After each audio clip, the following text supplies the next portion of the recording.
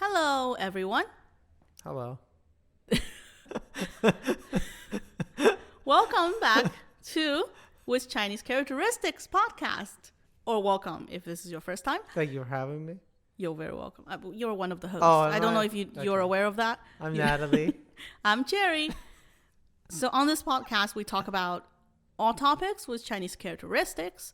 Sometimes, most of the time, with an emphasis on history and culture and politics. We got a lot to go through. We do have a lot to go through. Got a lot of material. 5,000 years. So today we are going to talk about, for once, a refreshing change, the woman, the legend, the pirate queen herself of China. And let me start by saying this. A pet peeve of mine. Well, can I just say it's Yeah. it's funny, like China has such a patriarchal society. It's like it's the pirate queen. Like Yes. it's the Dowager Empress. There's only one of them. there's only a couple Yes. women that ever got to do anything. I know. Although I would argue piracy, all over the world, it's a rare career for a woman to hold. Yeah. And the misogyny in the industry is In the gig economy. in the gig economy of casual looting on the sea. Women wasn't particularly allowed in piracy anywhere in the world. It's because women are bad luck on boats, Jerry. Yeah, we're gonna talk more about that later. We're not good. No, We'll sink we're your bad boat. luck, bad news. A pet peeve of mine is that when Chinese women historical figures are referred to, sometimes in Chinese, many times in other languages, they are just referred to their husband's last name. Offred. Offred. Yeah, like So-and-so's as an wife. example. So-and-so's wife. And that's who she's known as. Qing Shih is one of these examples. So Qing Shih is, if you speak English, that's probably the name you know her by. If you Google it, that's her name. Then it literally just means a woman that got married into the Qing family. So, Not even a specific woman. no, just a woman. Yeah. So on my quest to give a woman back her name, because she deserves one. She's a person. She doesn't have to be a pirate queen to deserve one, but that's who we're talking about today. I'm going to refer to her as Shi Yang in this episode when I can, which is her original maiden name, Shi being her last name, Yang being her first name. Her famous Mandarin name that my people know her as is Zheng Yi Sao, which also quite literally means Zheng Yi's wife. So bad times, but it's okay. We're trying now. So to talk about the story of Shi Yang, our famous pirate lady, we're going to revisit the recent history of Chinese piracy. Going back to the 1400s real quick. No, I was thinking like the Chinese piracy, like stealing software online and like not paying, not paying for the movie. That could be another episode. Yeah. We're talking about a different type of Different piracy. type of piracy? Yes, the OG. OG piracy. piracy, okay. So 1400s. This was the Ming Dynasty, and you might have heard of the famous Navy commander Zheng He. Zheng He had led 7 expeditions to the west around the Indian Ocean in a period of 25 years. And at the time, the state navy under his leadership was the most powerful in the world. So during his first voyage in 1407, on his way back from his trip, he captured the pirate Chen Zuyi, the most famous, the most infamous, powerful pirate in Southeast Asia at the time. Chen Zuyi was was from Guangdong, and he mainly operated from Indonesia for his pirate activities. He had 5,000 men and 10 ships, but he was defeated by Zheng He and brought back to China for execution. So this is just to say, A, Chinese piracy in Southeast Asia, along the border, outside the border, had a long history. And B, at least back in the Ming Dynasty in the early 15th century, the state had the upper hand over the bandits. Okay. However, though, the glory of the Chinese Navy, short-lived, like the glory of the Tang Dynasty. But in 1430, the Wanli Emperor, the emperor at the time, decided that he didn't want these voyages to continue and that the Chinese Navy needs to be destroyed. Okay. In particular, burned. There are different opinions on why, because it doesn't make sense, right? This was a time when naval navigation was on the rise. It's the start of the age of sail. Yes, and the European powers all looking outwards and trying to catch up. And we had this great fleet and institutional knowledge. Yeah. And we were just navigation threw it away. And log books and, Yeah. because it's part of it. I mean, it's just, you need maps, you need currents, it's not something that is easy to figure out. And once you figured it out, it's very valuable. And you can't just figure it out overnight, start again if you destroy all of it. But they did. One of the many things my ancestors do that I do not understand. But this one popular view was that Zheng He, the commander, was a eunuch, and eunuchs were particularly powerful at court at this time. And in order to weaken the eunuch bureaucrats' political influence, so this is, political infight, really, the emperor ordered the end of the Chinese Navy. Just, it's always the eunuch's fault. So let's just blame them.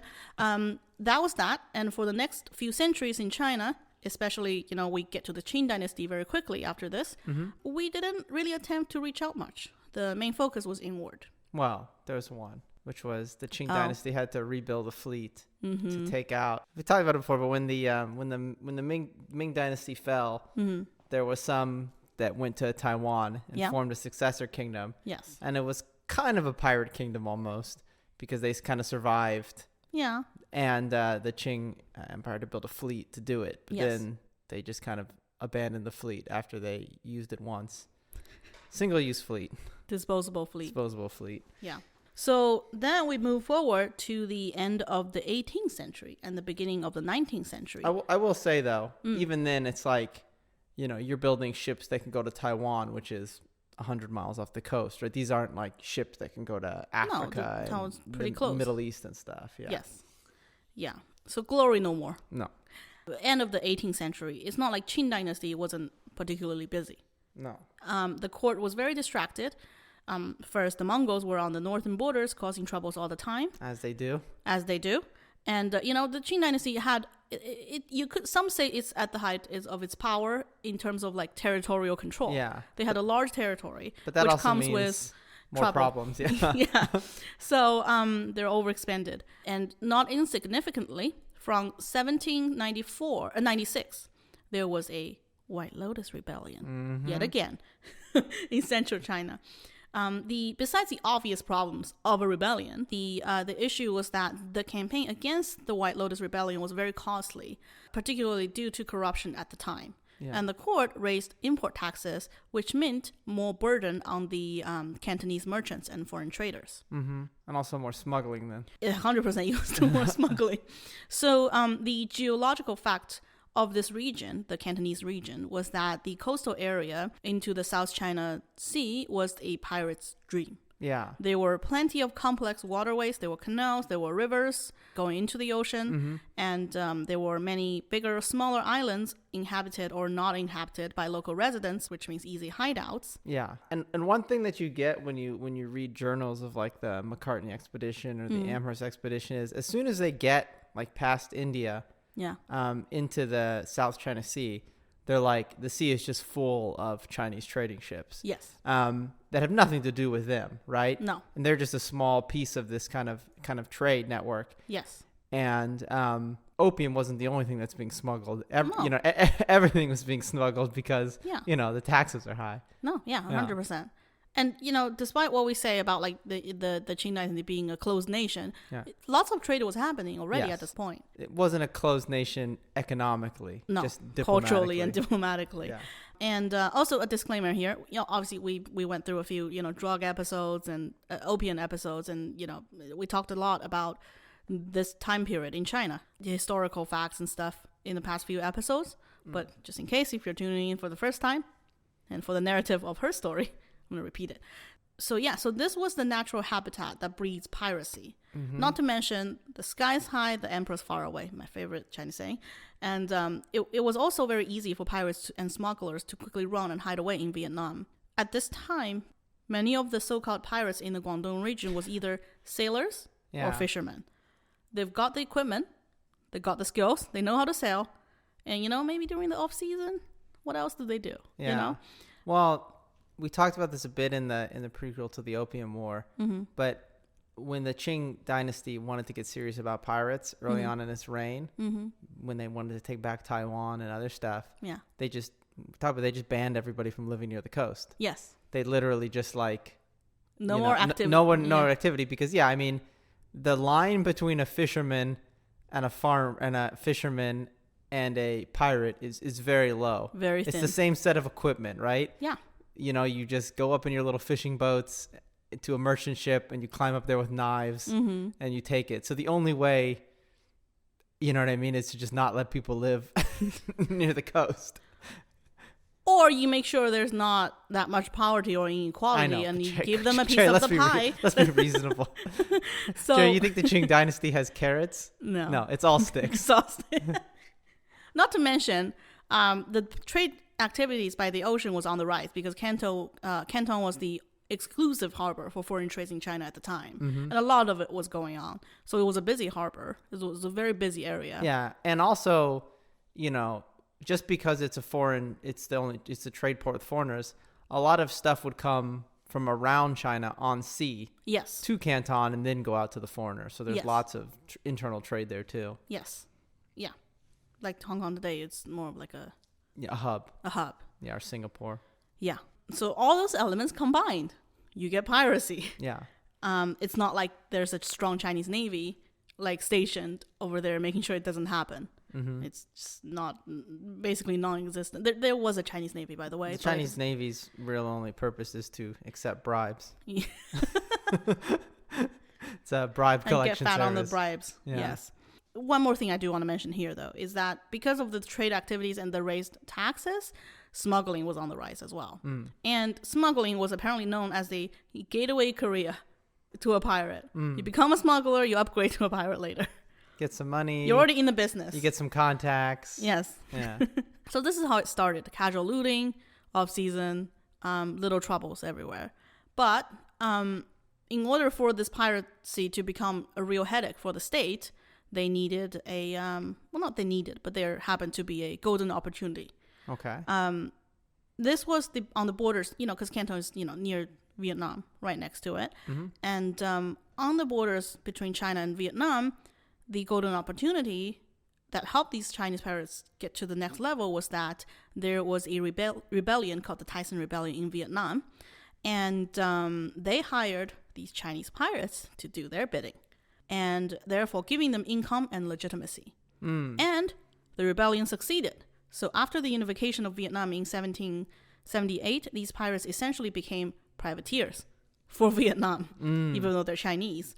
And the Vietnamese court at times even protected these pirates from Chinese authorities at times, which you can imagine was sometimes a very awkward diplomatic situation. So that's going, so then they're kind of going pro, right? Because then they're not necessarily going back and farming in the off season. They're just going to be full-time. They found a career path. Yeah, full-time pirates. And they had steady money, right? Yeah. Especially if you are under the protection of the Vietnamese state, which I think I actually want to talk about, want to do an episode on that sometime, because I feel like it was interesting because China obviously traditionally saw Vietnam as a vassal state. Yeah. And at this time, though, we're getting ambitious here.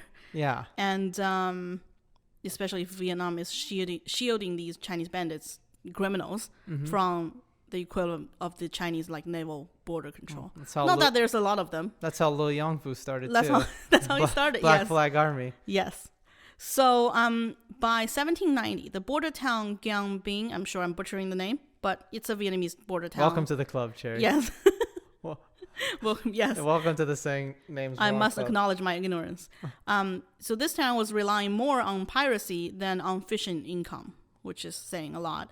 And depending on where the political winds blew that season, though, these Chinese pirates, they sometimes are privateers. They sometimes go back to being pirates. They sometimes just do smuggling again. So the legal distinction between a privateer and a pirate is that if you're a privateer, you have some sort of letter or legal authority that you're attacking ships kind of on the, it's like enemy countries. Of enemy countries. So, if it's during the age of sail in Europe, if the United Kingdom gives you a letter of marque, you can attack French ships or something, if right? you're at war with France. Yeah. And it gives you you're not just like an international criminal. You have some legitimacy. With your own state, yeah.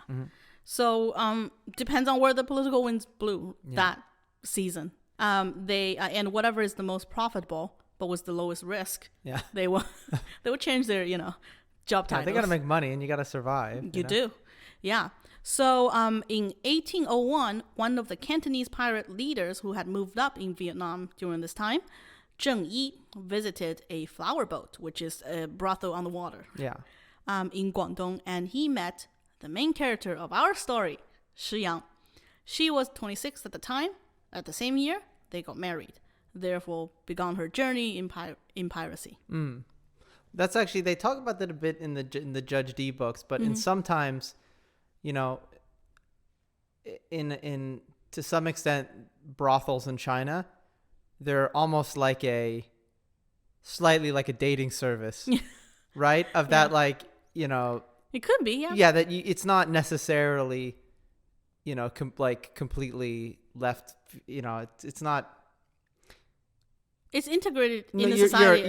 Even if you're like a relatively wealthy person, it's not completely, taboo to just marry a courtesan, right? Yeah.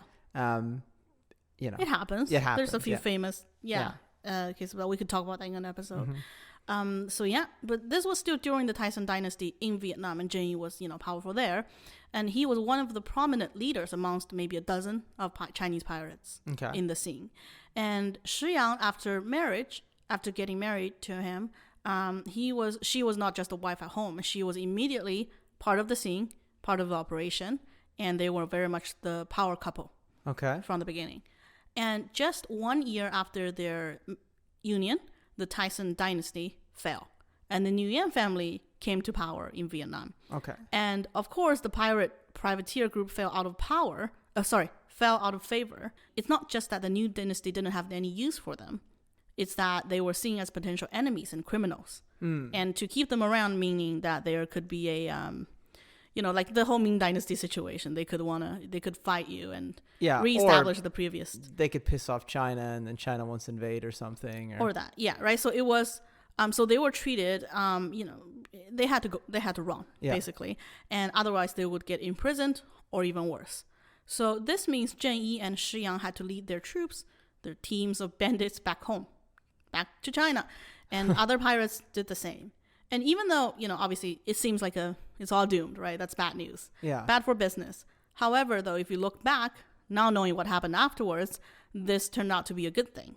Because they went back home where they had family connections, where they had resources still, and they still had the manpower and the skills. So the smaller pirate groups that went back just merged and formed into something like a confederation. But if they had stayed in Vietnam, though, they would have no reason to unify.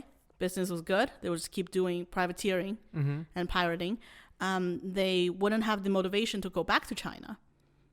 So being forced out of Vietnam really contributed to the forming of this confederacy. And as a confederacy, were they just what? They were too powerful that they became powerful, but that the Qing Navy couldn't stop them, or? Well, just wait for a second.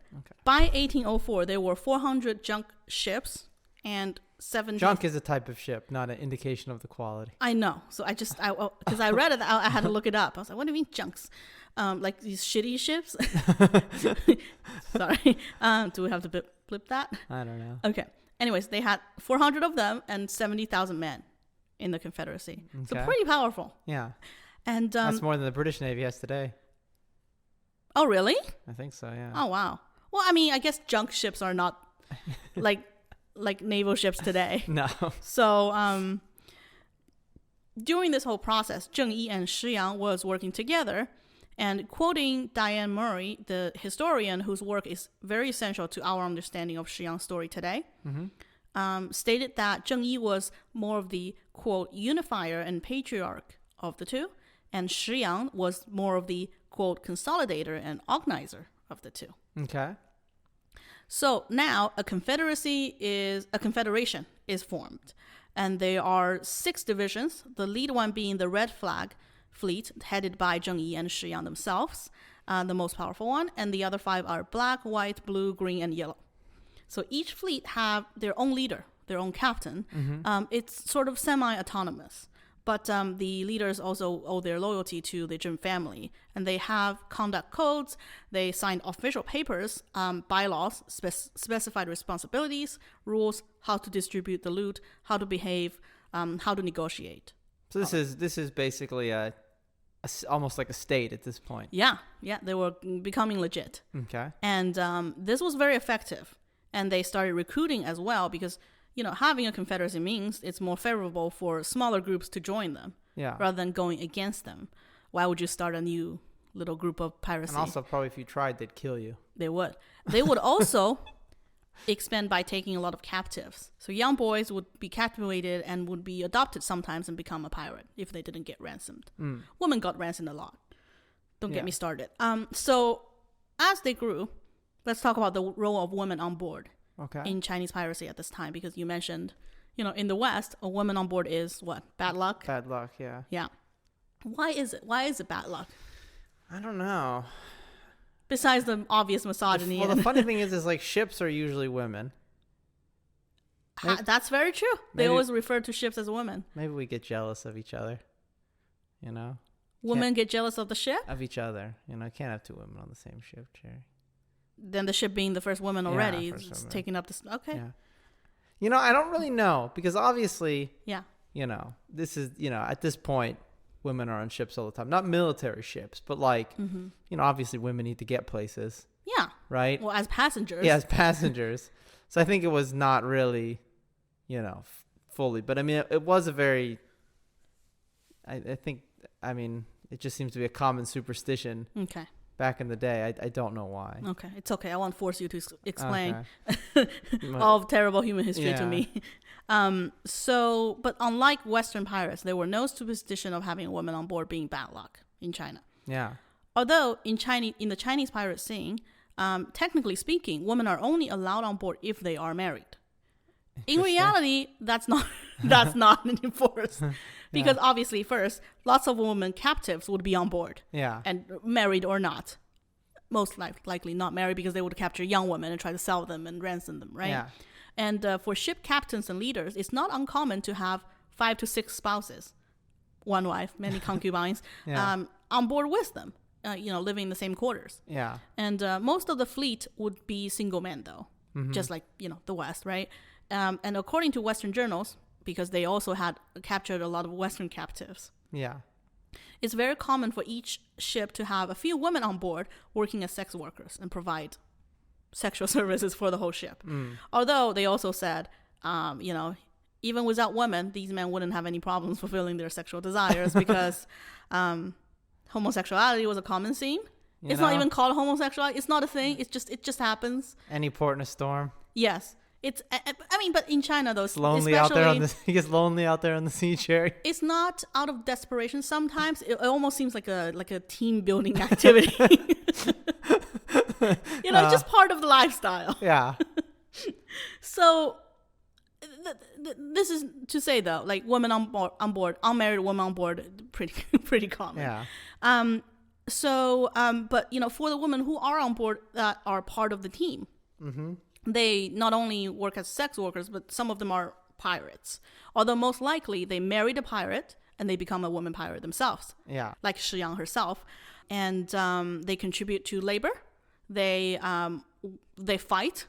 So Shi Yang is not the only woman pirate at the time in China. She's just the most famous one. Well, and there's also in the journals talking about Amherst and Opium War and stuff. They'd be like, yeah, most of the boats being rowed all around Canton, it's all women. Yeah. Yeah, that's a woman's job. Yeah. Yeah.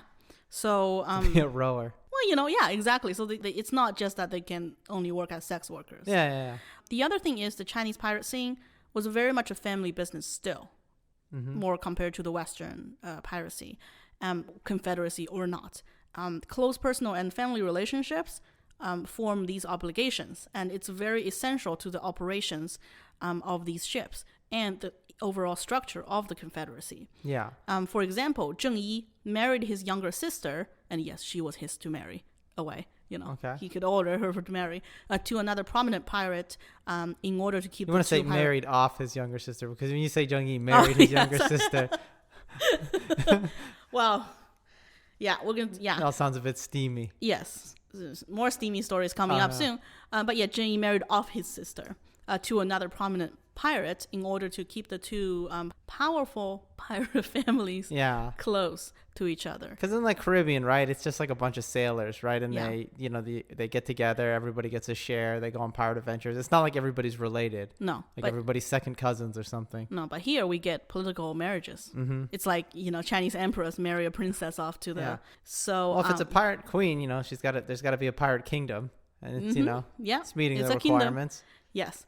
So there were also rules made in the Confederacy about sexual violence specifically towards women. Okay. Men and men, that's not sexual violence. It's just a lifestyle. Yeah.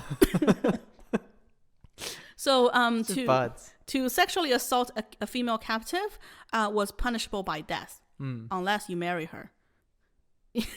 So that is to say, if it's, quote, consensual, they need to get married or both need to be executed. Okay. I suspect in practice, it was just easier for a woman to say she was willing and then to get married than die. Well, and the punishment here, okay, the man just get beheaded. The woman get sink. Tie rocks to her and sink her to the bottom of the ocean. Which was in that Opium War movie. Which wasn't exactly. So there's, you know, it was...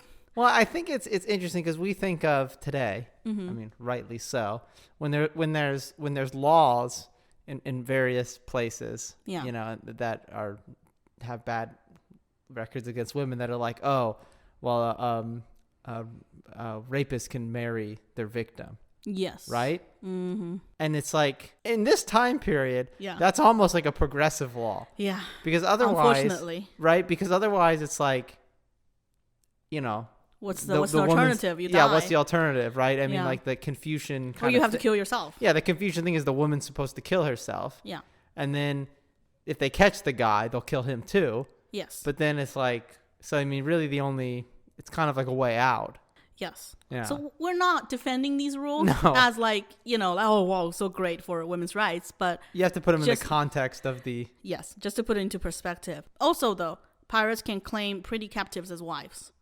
So, you know, just in some ways, women are treated as more of a human than they were. But in some other ways, it's still not an easy life for a woman. It's pretty cruel. Well, what is an easy life for a woman in Imperial China? Yes. By the end of 1805, the Confederacy was 3 times the size compared to the Chinese Navy. And considering it's not saying much because the Chinese Navy was just not, you know, they weren't like particularly strong or anything. But considering the region they operate in, Kanto, the busiest trade port in China, perhaps one of the busiest trade ports in the world at the time, it made a reputation internationally as well. The European traders could not overlook the Confederacy at this point. It's, you know, to them more than just an annoyance. Yeah. As the Confederacy grew in 1807, however, Zheng Yi, our fierce leader, her husband, died in Vietnam. He was only 42 years old, and That's kind of old for a pirate, though. Really? For a lifetime pirate? She outlived all the men in her life, by the way. All the pirates in her life. But yeah, I thought it was young. We don't know exactly how he died. And this is also the problem with studying Chinese pirates, or maybe pirates everywhere, but particularly in China. Like, it was an illegal activity. Yeah. They don't want to be recorded by nature, so it's very hard. So we don't know exactly how he died. Some sources say he fell into the ocean in a storm. Okay. Some say that he died while fighting to retake Vietnam for the Tysons. But either way, it's not proven. Okay. Neither of these are proven. Either way, though, he died, and when he died, his wife Shi Yang immediately got moving. Okay. Because Zheng Yi wasn't the only potential leader. He was the leader, but there were other powerful families as well. Yeah. So it wasn't a given that she was going to take his seat. She was a woman, you know, it wasn't... Well, I mean, this is obviously, you know, she gets vilified by history, but this is exactly what happened to Cixi when the emperor died. Yes. You know? She's like, okay, well, how do I... What do I do make now? It so I'm not locked in a closet for the rest of my life somewhere as a problem, you know? 100%. Yeah. It's the Game of Thrones. Yeah. You die or you... you win. You win or you die. Yeah, you win or you die. So, so like plenty of other pirate leaders would be eyeing his seat. Yeah. And they have penises. They do. They did. So what Shi Yang did was to first secure the support of male relatives that worked under her husband. Okay. Nephews and grandnephews and such. And she had 2 sons with Zheng Yi, but they were pretty young at the time. She was very young, you know. And besides that, what had secured her coming of power was that she realized that she needed someone besides her to actually run the day-to-days of the Red Flag Fleet. Okay. But also like a partner, because she had a partner before. And also being that she's a woman, I think it was pretty strategic for her to pick a male partner to secure her reign. Yeah. And it's not to say that the woman can't run it, but, you know, we were living at a time. Yeah. So who she picked was Zhang Bao, her adopted son. And Zhang Bao was captured by her husband at the age of 15, and he was adopted by Zheng Yi and Shi Yang very quickly because he was very talented, and he moved up in the ranks. She then started a romantic relationship very quickly with him. I'm saying quickly too many times, but I'm just trying to emphasize she moved fast. With her stepson? Yeah. I think I've seen some films like this, actually. Yes. So, with that, a new alliance formed. And she really picked the right person, looking back, because we're going to get into his character later, but this guaranteed her reign. So her leadership style was very organized. She was very competent, at the same time very strict. But at the same time, she relied on Zhang Bao, her adopted son, later husband. Sunsman. I cannot. Her sunsman. I cannot. So, is that what? Yeah, it's her sunsman. I'm going to refer to him as Zhang Bao, though. So he was a very flamboyant, charming character. And so he supposedly always wore a long purple shirt and a black headscarf. He was gentle, yet confident and well respected. And he was almost like this spiritual, like blessed character. Okay. Based on descriptions of, you know, how he was very close to the temples. He donated a lot of money, and he even built a temple on his biggest ship. Before the trips, he and the other leaders, they would go and pray and ask for signs. Well, I mean, you got to be superstitious if you're a sailor, because the winds can just come and just kill you at any time. So. Yes.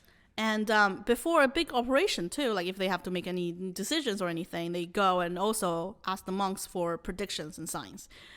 Somehow, though, the monk's words always aligned with what he had wanted. I wonder why. Is this because he's the sponsor? Couldn't be all those donations. Must be because he's lucky and blessed. Yeah. So he was always very curious and wanted to learn the craft from his targets, especially Western ships. You know, their weaponry, their ship making, like how the ship was made and all that. And when they attacked European ships, he would be like, oh, look at that cannon. Why don't we have that? And then a few weeks later, he might have like found the same cannon and installed it on his ship or something. Yeah. Yes. So for someone like that, he was very ambitious and he was a good leader as well. So she picked the right person, and the Confederacy grew and grew. And as it became more successful, he eventually supposedly developed this ambition to conquer China. But we'll talk more about that later. This is just to say she made a good choice. This is how she came to power. And she was more of the steady hand and the organizer still at this point. So we talked about how forming a confederacy meaning bigger influence. But it also meant that they could concentrate their resources and plan their attacks strategically. They could aim for bigger ships. They could look over bigger territories. And ransoms were more effective because they have this network now. And by the way, though, in terms of ransom, I thought this was interesting that it was mentioned that they definitely had the honor. As long as they received their ransom, the victims were released. Maybe they lose a few fingers, but they kept their life and went home. Yeah. So at first, the Confederacy still had casuals. You know, people come and go. They work as a sailor or whatever labor that needed to be done on the ship and go back home for a season or a month or two. But the Confederacy eventually made a rule that you have to have a 8-month minimum commitment in order to work for them. Okay. So it's a career now. And I know, like, you know, in terms of telling a woman's story, this is not directly related to her, but it is because it's under her leadership. Yeah. So I just felt like instead of saying, oh, she was a girl boss, let's talk about her organization under her leadership and how they operated, because that was it was attributed to her. And also it's interesting because, you know, you hear these, you know, there's always these like kind of clickbaity articles of like, this girl boss pirate queen had 1,000 ships and 100,000 people and and it's like which she did. Yeah. But it's almost more interesting to talk about like logistically, how do you make that work? Because it's hard to even have that many ships as a navy. Yeah. Right. So how do you organize that? Right? How do you get the funds? And it's like you basically have to. You're almost like not just a bandit organization at that point. You're like a proto state. Yes. Right. Which is why I think it's very interesting. Like when she's mentioned, her organizational skills is always mentioned. Yeah. So I attribute it all to her. And so besides those developments, to differentiate them from traditional pirating, they invented a passport system. Ships and merchants can buy safe passage from the pirates now. Not only the Confederacy won't rob them, it will guarantee their safety in and out of the harbor. So this was important because as big as this Confederacy got, there were other smaller pirate groups still. They weren't the only player in the field. Yeah. So they did take an active role protecting the ships that did pay. And the Confederacy's size and this well-organized, well-oiled machine made the system work. Because eventually it was just easier for a lot of ships just pay at this point. Yeah. Saves everyone trouble, right? And it's just another tax. They're going to get their money anyways. Yeah. You might as well just give it to them first. And you can buy it once a year and then renew it. Or automatic renewals. Or you can buy it ad hoc for a single trip. And, you can buy these onshore from local agents. There's a network now. Yeah. And the Confederacy established a new headquarters in Macau, and they also had a tax collecting office in Canton. So it's an administrative center, basically. Yeah. A bank, a tax office. This also meant there was no more like feast and famine. Yeah. Because unlike Western pirates, these Chinese pirates didn't have to bury their treasures anymore. They have a bank, you know? And apparently the East India Company in secret also paid for these passports. It's just easier. Yeah. And at the same time, though, they didn't just lie back and get fat on these money, unlike a Chinese bureaucracy would. But they got to provide a value, Cherry. Yes. They kept their eyes sharp on the merchants and ships that didn't want to pay the fees, because they still want to make sure that they can rob them if they refuse, right? They were still capable of attacking the ships and protecting the ships that needed protection. And they will get their money either way. But because there are merchants who did pay, they now have more energy and more money to target the ships that didn't pay. All in all, good business strategy. Very successful. And they were getting more and more legit because as we talk about these strategies and the offices they have established in the network, like they sound more and more like a mafia. Yeah. Rather than just some casual looting pirates. And they were getting supplied from the same factory that the Chinese Navy got their gunpowders from. So, and then... no, that's not necessarily an indicator of quality. No. During this time period. It's just to say that they were part of they weren't hiding. No. One thing that the Chinese government did was to supply cannons to like smaller fishing ships and stuff, like giving it to the people for them to defend themselves. And what the pirates did, they would just dress up like local people and get free cannons. So, yeah. And in 1808, they killed the commander-in-chief of the Zhejiang province, which was a big province next to Guangdong province, when he visited Guangdong on a imperial assignment. He didn't buy the insurance. And then they apparently also sank 63 out of the Navy's 135 ships. So this is all to say they're getting bold. Yeah. And this was a very fast progression because in 1800, the alliance didn't exist yet. In 1805, it ran the Guangdong region. But we fast forward to 1810, it was absorbed into the Chinese Navy. It's like speed run of a video game. So let's talk about the surrender. That's like an IPO, right? Yeah. It's like a startup, Yeah. Get bought out by Facebook or something. Fast growth. Yeah. Yeah. Not slow growth. So we're going to talk about the surrender real quick because her name, when we talk about all these logistics, it is a big organization. So his name come up a lot as well. And I'm sure a lot of those are his ideas as well, but under her leadership. But the surrender is where comes up a lot more. So as the Chinese piracy became bigger and a bigger problem, the Qing dynasty, the government goes, okay, we can't just leave it alone anymore. And also it's causing us all these troubles. And also they had finally finished with the White Lotus Rebellion. They did. right? The latest White Lotus rebellion. One of many. And at this point, they were no longer referred to as bandits, right? They were actually rebels because the way it's going, Zhang Bao had developed an ambition to take over China one day. Yeah. And foreign powers were at play at this time, and he tried to negotiate with the Portuguese Navy, and he offered them, he said, if you give me some ships, give me 2 or 3 of your naval ships, I will, once I conquer China, give you 3 or 4 provinces. And of course, the Portuguese were negotiating with China, the official government as well, and they were on the side of the Chinese government, so they said no, and they went all in with the Chinese government to squash the Navy. Squash the Chinese pirates. But it shows his ambition and how flamboyant of a character he was. Yeah. The imperial government then solicited assistance from the Portuguese, from the British, and even from the American government. The Portuguese. Hey, we get to have. You get to have a part. America was legit. Yeah. America was becoming a legit nation for me on the international stage. The Portuguese were very happy. They gave Macau, after all. So there was a lot of back and forth in this period.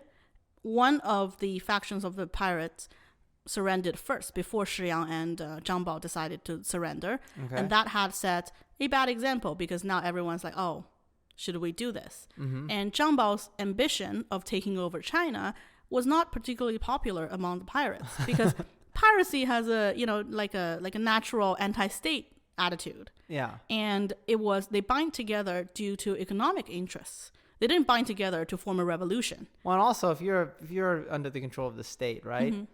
To an extent, you can only make what they pay you. If you're pirates, you can make as much as the sky's the limit, right? Yes. And you don't have to do all these bullshit that a government official do. So it wasn't that popular. So there was a lot of pushback. The people thought he was too crazy and too ambitious. So they started negotiation, and Shi Yang was the main negotiator. And she, along with her skills, people skills, making connections, guaranteed a soft landing of everyone. And eventually, lots of the leaders from the pirates were absorbed into the Chinese Navy and made officers. So they kind of got like an amnesty. Shi Yang herself, though, didn't get any jobs. Well, we're not going to let a woman be an officer. No, we're not. That would be ridiculous, Jerry. That would be ridiculous. And there was a blip where Shi Yang and Zhang Bao asked for a great sum of money, a lot of ships, and they want to keep a lot of men for their own protection. Basically have their own little naval unit. And the government goes, no. And then the pirates were like, oh yeah? Let me show you. So they went and burned down a village of 600 buildings. They killed an unnamed amount of people just to show they still had their teeth. Yeah. All these back and forth, and Shi Yang even went to the government herself in person, leading, apparently, other women and children to sort of, I think, maybe in a way to guilt trip the government into agreeing to certain terms. So they were allowed to keep a smaller number of ships and, a number of guards for their own protection eventually, because they have a lot of enemies. Yeah. This was the biggest pirate confederacy in China. Yeah. Soft landing for most people. The government did execute a number of pirates and displayed their heads in front of the town. Yeah. But apparently these pirates weren't more guilty than the other pirates that got amnesty. They were just ones that didn't have enough guanxi. Probably. Yeah. Yeah, and they were just there for a show of case to show that the government had, solved the piracy problem. Solved it, kept its face, we won. Yeah. The piracy was absorbed by the Chinese Navy. Yeah. Or more likely, they became the Chinese Navy. More likely, they became the Chinese Navy. Yeah. And it was her who made sure that it happened. However, though, given that she wasn't offered a job in the Chinese Navy, you would think that's the end of her story. But no. It was not. Shi Yang has a second act in life. Okay. So it's going to start with her husband, Zhang Bao. After the surrender, he moved up in the Chinese Navy very quickly. Also, by the way, the state, one of the surrender conditions or amnesty offerings was that, you two can now get married legally. And I was reading it and I was thinking, what does she care? She basically, they live as a couple. They are a couple. Everyone knows. Yeah. But sure, we'll get married legally. Yeah. Because she's a widow, there was some legal, also it's her she stepson. couldn't do it. It's also her stepson. Yes. Yeah. Well, they don't have. Her son's been. They don't have. They're not relatives. I know. By blood. It's fine. Zhang Bao, after the surrender, He moved up in the Chinese Navy quickly, and you could even say that he had a second career, very successful, after his first very successful pirate career. I think it's probably the same career, which is fleecing people. Perhaps the same reason, that's the next sentence I read, perhaps the same reasons that had helped him move up before also helped him in the Chinese Navy. Bribes, protection money. Yes. Same thing. He was talented. He had people skills. He still had the connection that he built over the years that proved to be very useful working in the Navy. Like there were stories of he helped the state gain tips about opium smuggling ships, for example. So as he moved up very quickly within 10 years, Lin Zexu, our favorite protagonist, noticed him. And you know what Lin was like? Yeah. What, do you want to guess? He didn't like him. Yeah. Lin was like, I don't trust him. Yeah. Lin Zexu is like the most just, unflinching man. Yes. He can't be like, no, once a pirate. No, always a pirate. Always a pirate. Once a criminal, always a criminal. So he felt so strongly about it that he even wrote a petition to the emperor suggesting that surrendered criminals like Zhang Bao should have a ceiling of rank. Like they can only move up to a certain degree. Lin Zexu, if you know, we talked about him a lot in the last couple episodes. He was the basically the official in charge of Canton during the start of the Opium War and burned all the opium. And Yeah. Very famous guy. Yes. We know who Lin Zexu is. Yeah. If you're listening to this podcast, you probably do know. Yeah. But if you don't, I recommend to our previous episode on the Opium War. So he also claimed that Zhang Bao was an opium addict, and Zhang Bao was rude, had no manners. Those are the sins of this. Yeah, and Zhang Bao went on to become like a colonel. So really high up. He almost basically like controlled large sums of the Navy. So anyways, Lin Zexu's petition didn't get an answer. And he never heard back. In 1822, Zhang Bao died at the age of 36. From opium addiction.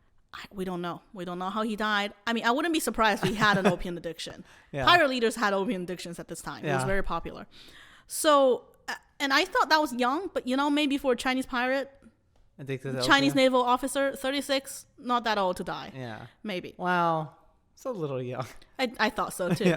So, in 1824, Shi Yang, twice widowed, focused on raising her son near Guangzhou. However, the son did not turn out like his father, the Zhang Bao, our very charming character. He was given a job in the Chinese Navy, but never went to actually do the job. And in 1840, at the age of 27, the son was arrested for gambling and died soon after due to diseases. Okay. So Shi Yang, at the age of 65, in 1840, the same year that her son died, having outlived all the men in her life. She's only 65, and her story still didn't end yet. What she did was to sue a government official, saying that he had pocketed a large sum of silver that belonged to her late husband, Zhang Bao, some 30 years ago. Like this happened 30 years ago, and she's now petitioning it. And Lin Zexu was the one examining the case, though. And after some investigation, he wrote that... Lin Zexu really gets around, doesn't he does. Yeah. It's very interesting when you look at these characters and you go, there's going to be at one point, their fate, gets connected. Yeah. And they run into each other. And Lin Zexu ruled that the accusation was not valid. Oh, okay. When he was reviewing this case, he discovered that she had also petitioned to the imperial court requesting for her husband's title in the military to be transferred to her. Okay. And that request was granted. He discovered that, but he was like, wait a second. The rule only applied if you are the Yuanpei Furen, the original wife of the government official. And this was her second marriage. Okay. Although I would argue it was his first marriage. Yeah. So she was his original wife. Yeah. But Lin Zexu thought that was not okay. Interesting. That didn't follow the rules. Such a square. And also Lin Zexu decided that Zhang Bao was a criminal. So this rule shouldn't apply anyways. So Lin Zexu petitioned the court to take the title away from her. Yeah. Which seemed a bit petty. Yeah. Still grumpy about losing the Opium War. What year was this? 1840. Oh, so okay, never mind. I guess it's around the same time period. He didn't have to be grumpy about the Opium War to not like criminals. That's true. So after that, what we know is that she opened a gambling house, and she died in 1844 at the age of 69. Okay. Which was a very long life at the time. Yeah. And to die of natural causes instead of like in a fight or by a political opponent. Yeah. That was amazing. So yeah, so that was her life story. What do you think? So why do you think that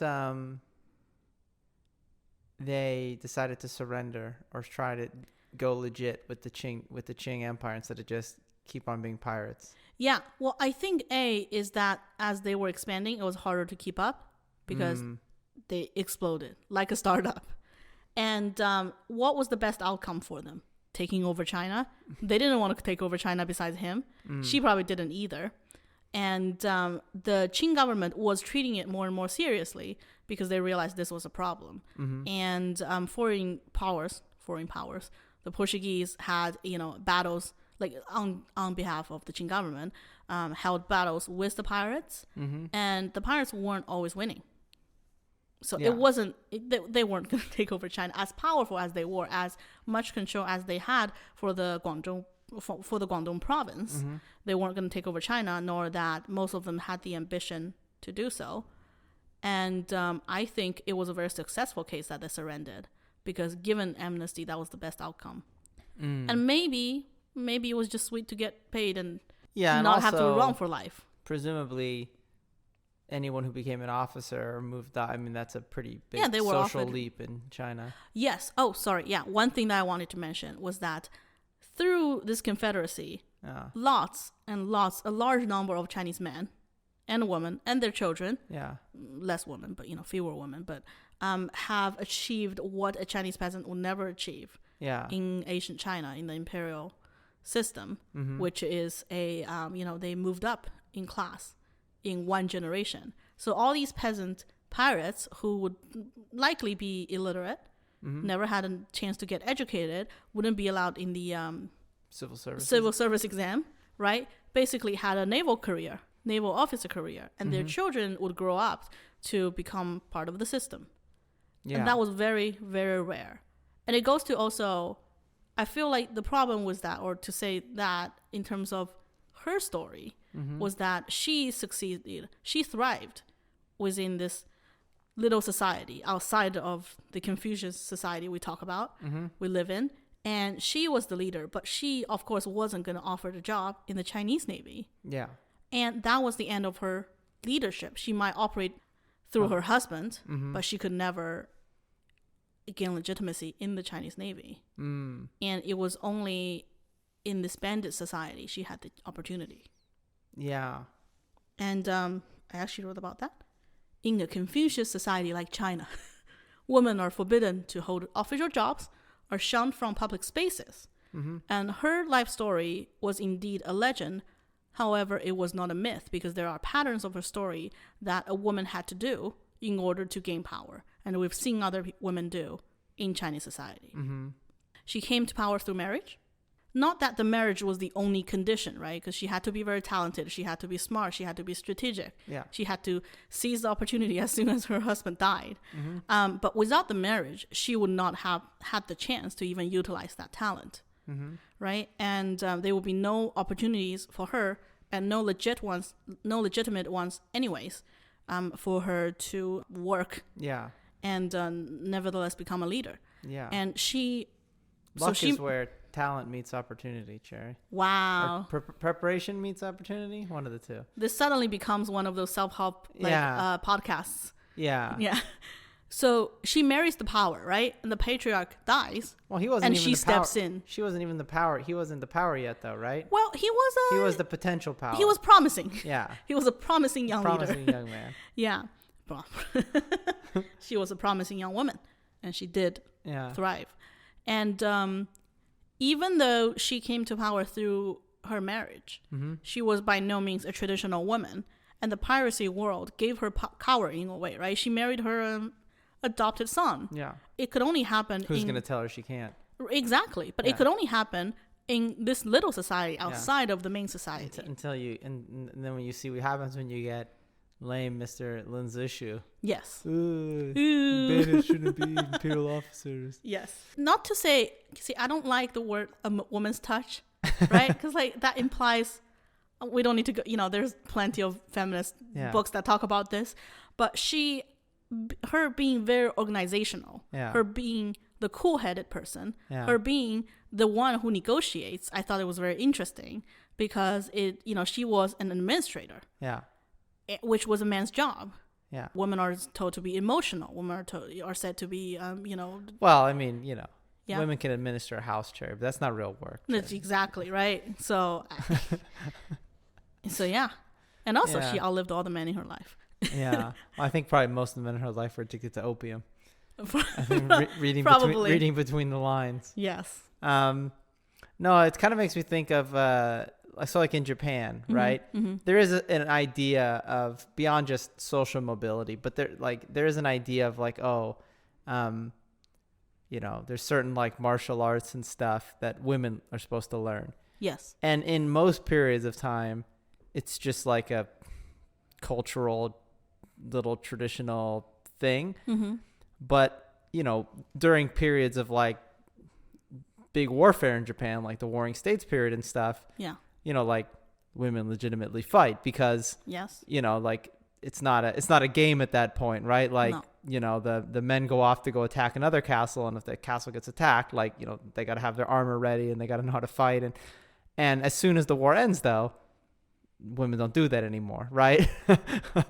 Because now we got to lock it back down, right? Just as in periods of conflict, people from lower classes can have social mobility. Yes. Competence gets rewarded over class sometimes. Yeah. Same thing with women, but then when you're back in the system, mm-hmm. it all gets shut down. It does. Yeah. I mean, she tried to gain legitimacy in the system, but Lin Zexu squashed that, mm-hmm. put that down real quick, took that away. But yeah. Also, can we talk about the marriage thing real quick? No, what's the marriage because thing? Wu Zetian, all these other Cixi, all these other women, right? Many others too. They came to power through marriage. Wow. Right, and they get a bad rep for it. Cixi wasn't married; she was just the concubine.